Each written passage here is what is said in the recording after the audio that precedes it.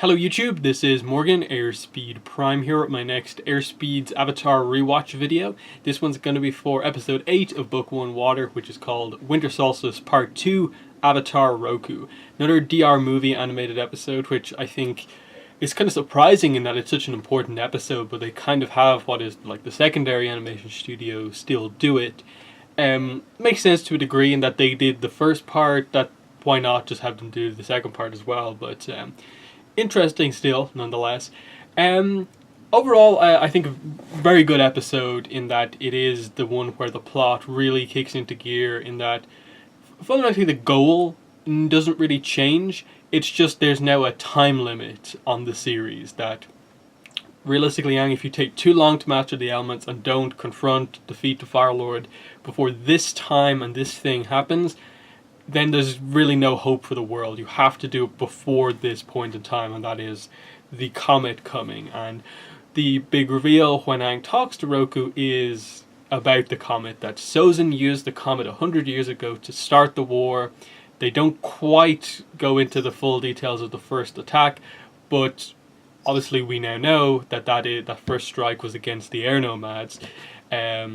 And now he's planning to basically, Ozai, the current Fire Lord, is planning to use the comet now, that's returned 100 years later at the end of summer, to end the war. So it's kind of a fitting thing for the Fire Nation in terms of their approach to things, but also puts a very heavy time limit and just makes the task for Aang and the team so much more difficult, that Aang has to master, as he says, water, earth, and fire, and defeat someone who's so powerful before this specific time. So it's a huge task for Aang.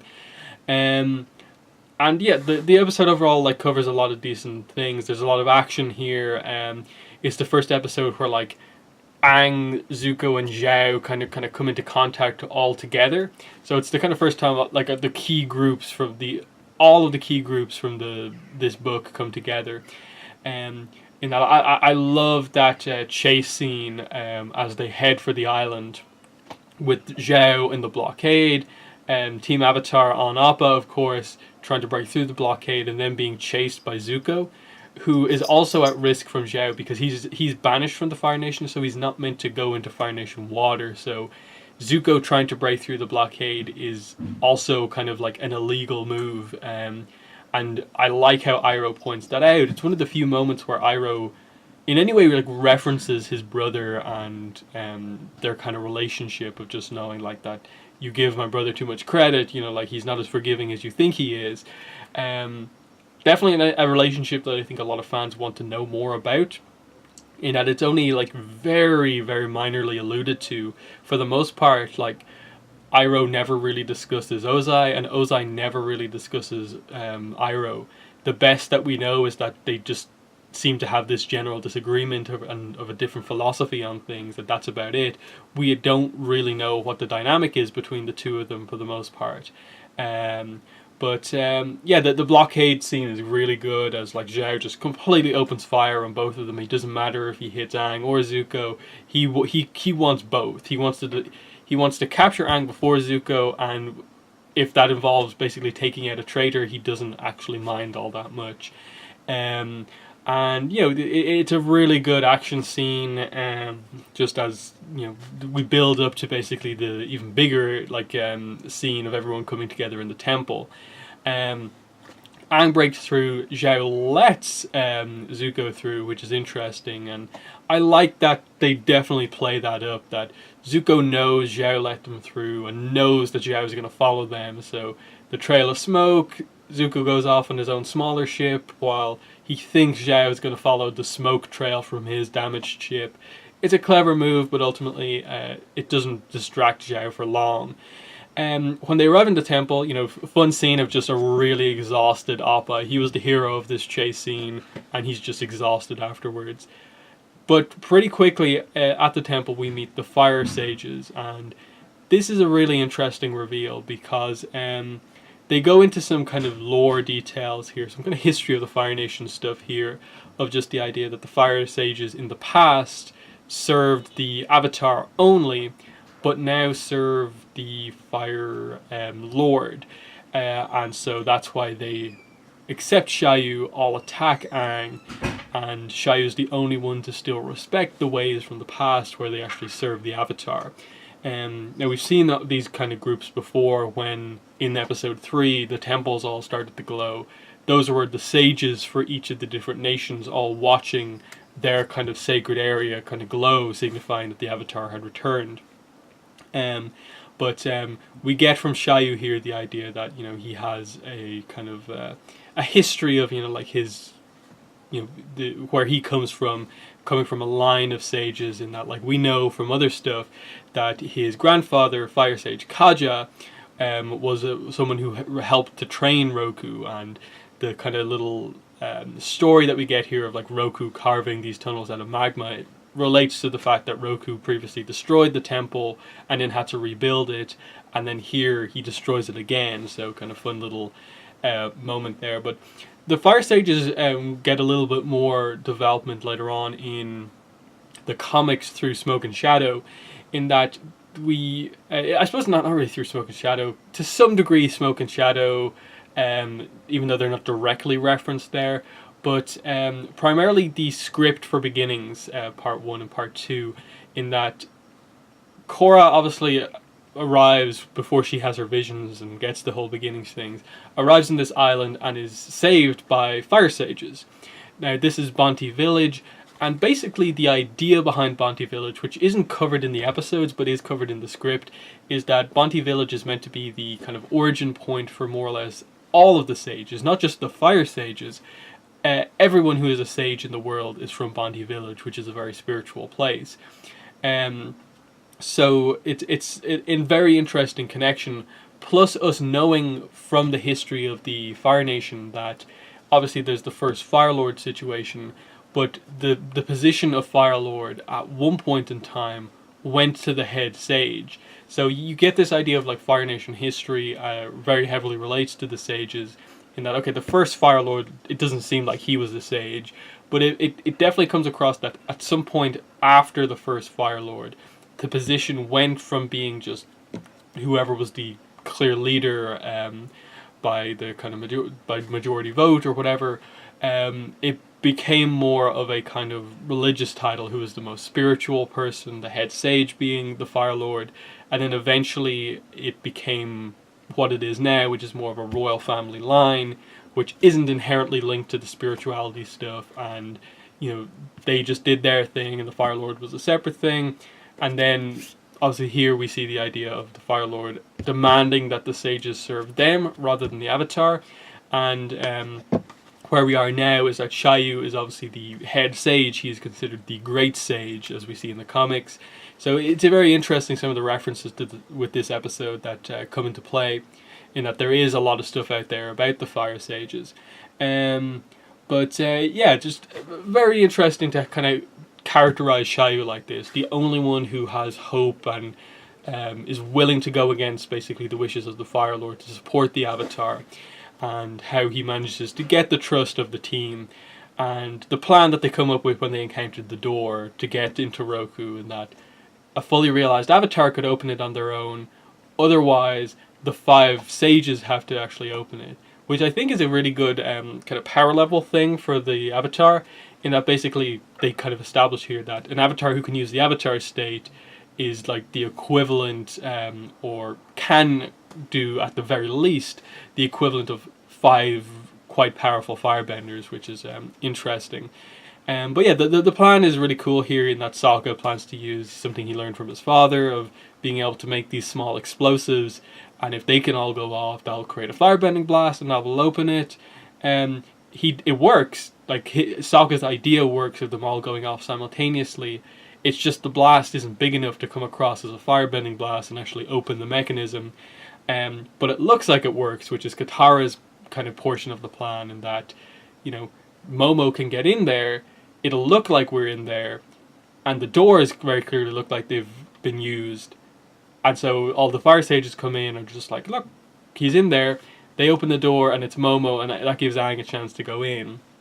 And this is obviously where one of the really cool reveals of the episode comes in, of just once Team Avatar get away from the blockade, it almost seems like they're separating all of the stories. That just Team Avatar are so far ahead of Zhao and Zuko, but then all of a sudden, like, Aang comes out and Zuko has Aang captured basically. But Aang does manages to escape and get in, but Katara and Sokka have been captured and Shayu have been captured. So it's a very tense moment as like Aang gets what he's obviously wanted and what he's needed, but there's so much danger outside, and when Zhao shows up and takes control over from Zuko, it's even worse. And that Zhao's like, okay, he's in there, but he's got to come out, and then we'll get him. And it's this really dangerous moment of just Zhao has complete control here, and he's gonna win this just because of the position of power that he has. Meeting Roku's interesting in that, like, I don't think we get a great idea of like Roku's character, but just the gravitas of his character, of him being an older avatar, and them setting up from before, just the importance of Aang meeting one of the previous avatars here, that definitely comes across. Of just, it's this big moment for Aang finally meeting a previous avatar, and what took you so long. It a little bit of a joke from Roku, which I like, and they quickly get down to business, and it's just about the comet and the explanation of the war and what Ozai is going to do to end the war. And it just ends with the idea of Roku is aware of what's going on outside, and Aang's worried about how he's going to accomplish this, but Roku's confident because you've done it before. And I really like that line of just kind of coming across of, the whole idea of like the avatar cycle, and that like, yes, the avatars are all like reincarnations of the same person, Wan, but they are all like individuals as well. But just this idea that the avatars talking to each other, that there's this like inherent confidence of just like, no, you've done it before, you have within you the ability to do this. Because the avatar inherently, the person who's being reincarnated is skilled enough to do this, and it leads to that really awesome moment of just, I can help you, but only if you're ready. And Aang saying, I'm ready. Avatar states stuff, and we get probably our most powerful display of bending in the series so far with what Roku does here, in that I don't think we've ever seen really replicated a firebending move like this, where Roku effectively fires a giant fire blast that covers the entire room, that spreads out through the entire room in an arc, but he is able to like selectively choose what actually like heats up and is burned or not burned by it, in that he burns the chains of Katara, Sokka, Shayu, but doesn't burn them. It hits the people he wants to hit, but doesn't hit the people he doesn't want to hit, and doesn't damage the room itself until he actually uses the kind of, basically the kind of lava bending almost style stuff, a combination of fire and earth bending to destroy the temple. It's a really awesome display of bending, and I'd actually like to see some sort of a display of fire bending like that, in that it makes sense that like that would be one of the ultimate forms of firebending, this complete display of control where you are doing this very dangerous move where you're basically hitting everyone, but you are choosing selectively, as this giant blast goes out, where to apply the heat and where not to apply the heat. That to me seems like one of the ultimate forms of just standard firebending, of a move that like this, that's so subtle yet powerful, like Roku does here. Maybe I'm overthinking it, but I thought it was a really cool move watching it again here. And also just the idea here of like Roku being able to channel himself through Aang. Now obviously it's because to some degree of the winter solstice that this can happen, in that they very clearly note the winter solstice kind of going away, the light going off Roku, that as being the turn off moment for Roku's power and the Aang's connection to him. But also later on in book 2, Aang's basically able to channel Kyoshi through himself. And then after that, I don't think we ever really get this kind of avatar technique touched on again. The idea that a current avatar can more or less, in the right situation, have a previous avatar's personality basically be channeled through their own, and them act like as a living being again, basically, for a little bit. I'd love to get an explanation of this power and how it works, in that the Kyoshi one wasn't during an inherently spiritual time, but this Roku scene was. Admittedly, Roku actually bends using Aang's body here, but Kyoshi, all she really does is just talk. So there is a difference between the two scenes, even though it's inherently the same ability.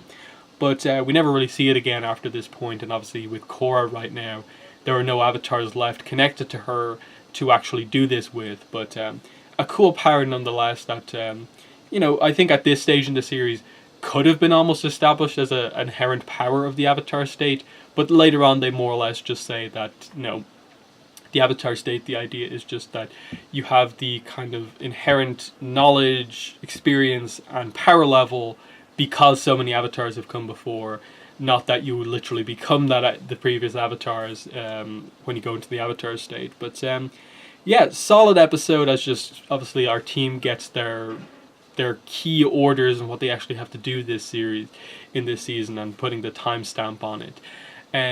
Setting up a little bit more of Zhao and his rivalry with Zuko, that's becoming more and more intense, and also just putting pressure on things. And admittedly, they follow it up immediately with an episode where Aang starts to learn waterbending.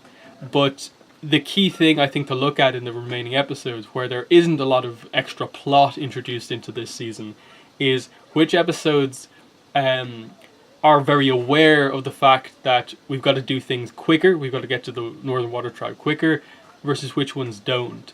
And that becomes a little bit of a problem in the coming episodes, about it feeling like, okay, I get that you want to have some fun by going to this random town and introducing this new character, but you've also just a few episodes ago said that this needs to be done quickly, so why are we not acknowledging Aang needing to bend all that much? There doesn't seem like there's a lot of urgency going on here.